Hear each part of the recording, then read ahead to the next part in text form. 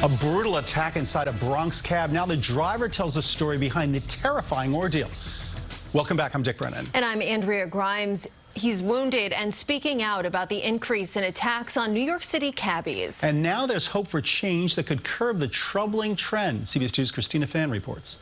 Cab driver Raymond Ajeti's head is still bandaged and his wound is still bleeding after a terrifying and brutal attack left the 24-year-old with this deep and permanent scar.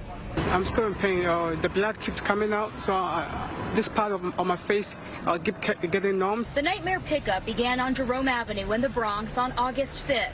Ajeti said the suspect changed his drop-off location twice, and when he asked the man to leave, he smashed his phone so hard into Ajeti's head it shattered the screen. Intimidated, Ajeti says he drove the suspect to a third location in front of Tracy Towers and then threatened to call 911.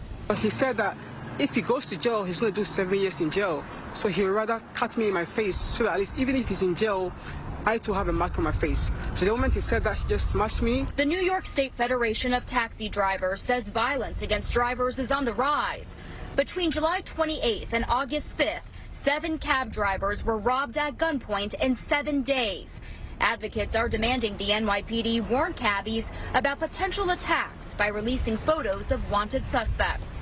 The driver will receive sort of like an Amber Alert on his phone with the image of the person who just committed the crime, so that that person doesn't commit it over and over and over, and the drivers don't know what's going on. Ajeti says without change, the job is too dangerous for him to return to.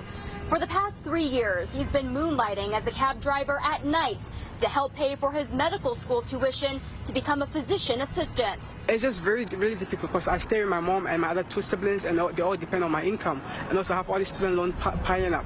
And now the added cost of many reconstructive surgeries to try and heal the physical wounds left behind by this attack. In the Jerome Park section of the Bronx, Christina, CBS 2 News. Now advocates are also asking the NYPD to add taxi drivers to the auxiliary force.